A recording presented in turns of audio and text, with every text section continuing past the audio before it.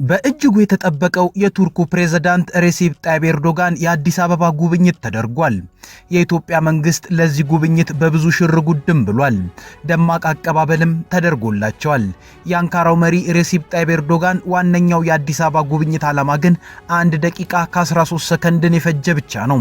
ይህንንም ከጠቅላይ ሚኒስትር አብይ አህመድ ጋር በሰጡት የጋራ መግለጫ ላይ አስተላልፈውታል። እሱም ኢትዮጵያ ባለችበት በዚህ የአፍሪካ ቀንድ ወይንም በምስራቅ አፍሪካ ቀጠና የሀገራትን ሉዓላዊነትን የማክበር አስፈላጊነት ላይ አጽንኦት መስጠት ፈልጋለሁ። አዲስ ግጭትን ማየት አልፈልግም። ቀጠናው አሁን ላይ ያለው ቀውስ ይበቃዋል የሚለው አንዱ ሲሆን፣ ቀጥሎ ደግሞ የዚህ ቀጠና ችግር በራሳቸው በሀገራቱ መፈታት አለበት። ቀጠናው የሌሎች ሀያላን መፋለሚያ መሆን የለበትም የሚል ነው።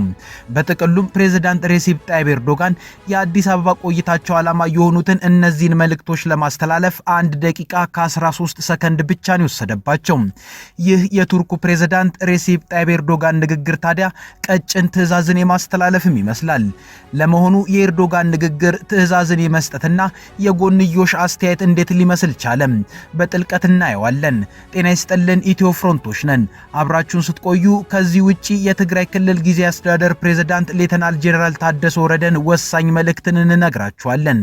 እስከዛውም ቻናላችንን ሰብስክራይብ፣ ላይክ እና ሼር ያደረጋችሁ አብራችሁን ቆዩ።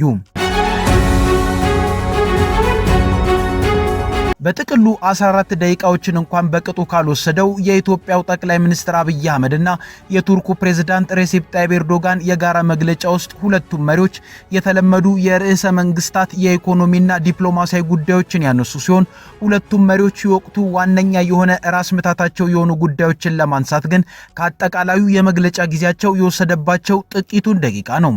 ጠቅላይ ሚኒስትር አብይ አህመድ የኢትዮጵያ የባህር በር ጥያቄን የተመለከተውን ጉዳይ ከፕሬዝዳንት ኤርዶጋን ጋር ማውራታቸውን አንስተዋል። በዚህም ኢትዮጵያ በፖለቲካ ደባ ያጣችውን የባህር በር እንድታገኝ ቱርክ በዲፕሎማሲ እንድታግዝ ሐሳብ ማንሳታቸውን ገልጸዋል። ከዚህ በተጨማሪ ኢትዮጵያ በዓለም ላይ ፈጣን እድገት እያመጡ ካሉ ጥቂት ሀገራት መካከል አንዷ ስትሆን በዚህ ዓመት የ10.2% እድገት ትጠብቃለች። የዚህ እድገት ቀጣይነት መረጋገጥ የሚችለው ከ130 ሚሊዮን ሕዝብ በላይ ያላት ሀገር የሲ አክሰስ ተከልክላ በዓለም ላይ ካለው ልምምድና ትሬንድ ውጪ በጠላቶቻችን ደባ ለረጅም ጊዜ የጂኦግራፊ እስረኛ ሆና እንድትቆይ መደረጉ ትክክል አለመሆኑንና እንደ ቱርኪ ያሉ የኢትዮጵያ ወዳጆች በዲፕሎማቲክ መስኩ ጫና በመፍጠር በሰላማዊ መንገድ ኢትዮጵያ የሲ አክሰስ ማግኘት የምትችልበት ሁኔታ እንዲያግዙ በስፋት ተወያይተናል።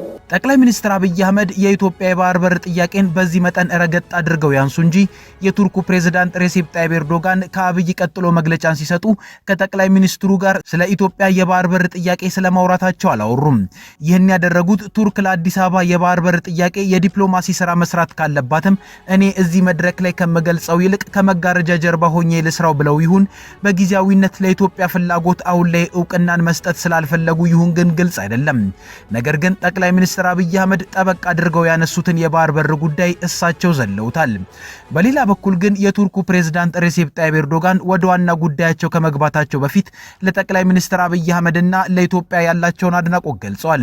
ለጠቅላይ ሚኒስትር አብይ እሳቸው ወደ ስልጣን ከመጡ በኋላ ኢትዮጵያ በብዙ መልኩ ላመጣቸው ሽግግር የእንኳን ደስ ያላችሁ መልእክትን ያስተላለፉ ሲሆን ስለ ኢትዮጵያ ሲያነሱ ደግሞ የዓለም ሁሉ አይን በአፍሪካ ቀንድ ላይ ባረፈበት በዚህ ጊዜ የኢትዮጵያ ረጅም ዘመናትን ያስቆጠረ የሀገረ መንግስት መዋቅርና ተምሳሌታዊ አስተዳደር የበለጠ አስፈላጊ እየሆነ መጥቷል ብለዋል። ከዚህ በኋላ ነው ቀጭን ትዕዛዝ ወደሚመስለው ንግግራቸው የመጡት።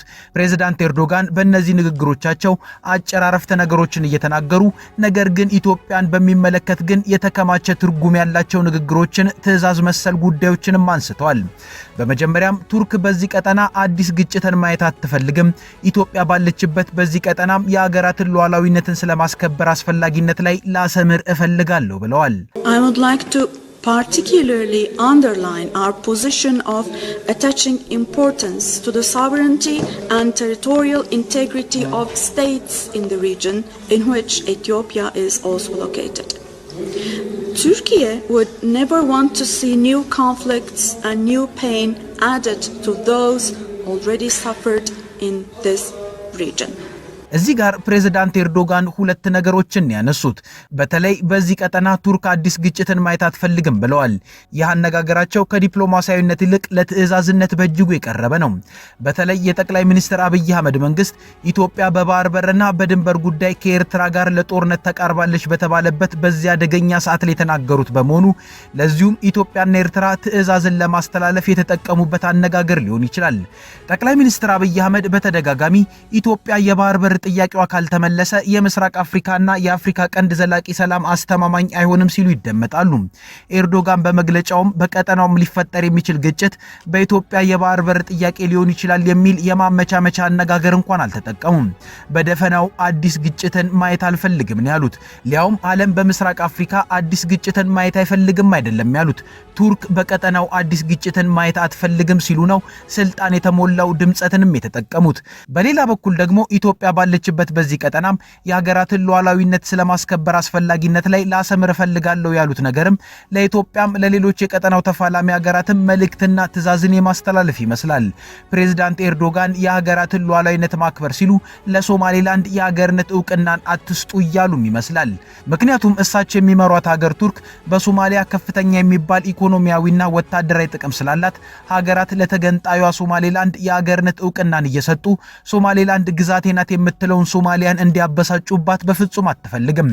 ኤርዶጋን በቀጠናው ሀገራት የሌሎች ሀገራትን ግዛታዊ አንድነትና ሉዓላዊነትን ማክበር አለባቸው ሲሉ ለሶማሌላንድ የሀገርነት ዕውቅናን አትስጡ ማለት ፈልገው መሆኑን ማረጋገጫ ገፋ ባለ ንግግራቸው እስራኤል ለሶማሌላንድ የሰጠችውን የሀገርነት ዕውቅናን በመኮንናቸው ነው።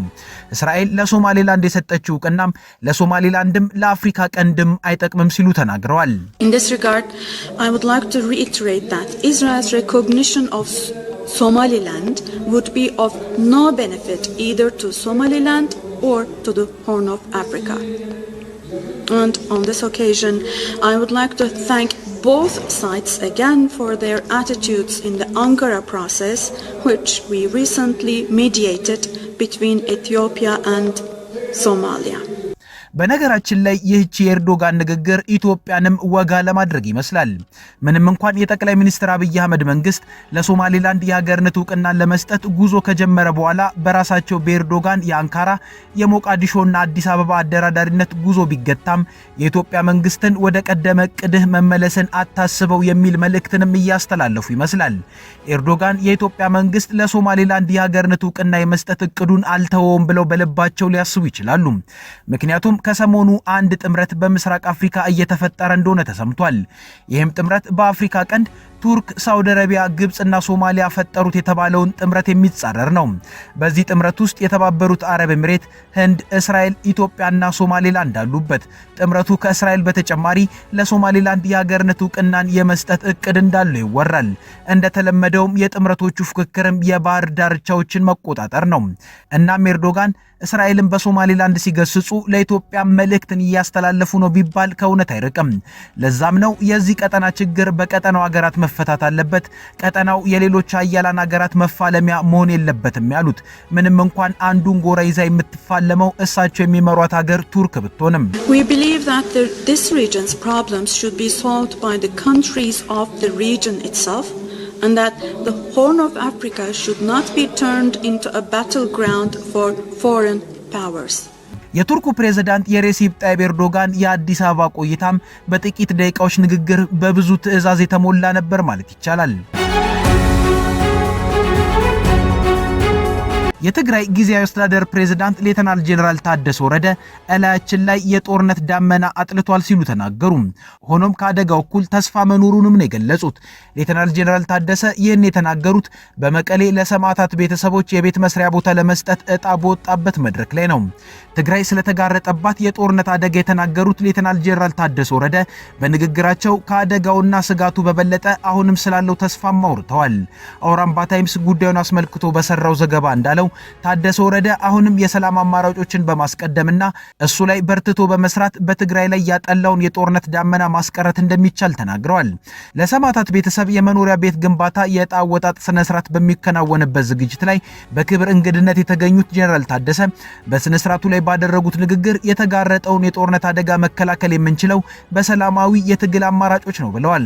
የውይይት አማራጮችን በማጠንከርና መተማመንን በመፍጠር ለማስቀረት እንዲቻል ሁሉንም የሰላም አማራጮች ልንጠቀም ይገባል ያሉት ፕሬዝዳንቱ በዚህ አማራጭ ላይ ሁሉም ጠንክሮ ከሰራ ጦርነቱን የማስቀረት እድል አለን ያሉት ህዝባችን በየጊዜው የሚከፍለውን የህይወት መስዋዕትነትና የአካል ጉዳት አንድ ቦታ ላይ ማብቃት እንዳለበትም ገልጸዋል የተባሉት ታደሰ ይህ ህዝብ ያለፈው ጉዳት ይበቃዋል፣ ከዚህ በኋላ ሌላ ተጨማሪ መስዋዕትነትና የአካል ጉዳት መክፈሉ ትርጉም የለውም በማለት ሁሉም ወገን የሰላም አማራጭን እንዲያስቀድም አደራ ማለታቸውን ዘገባው ገልጿል።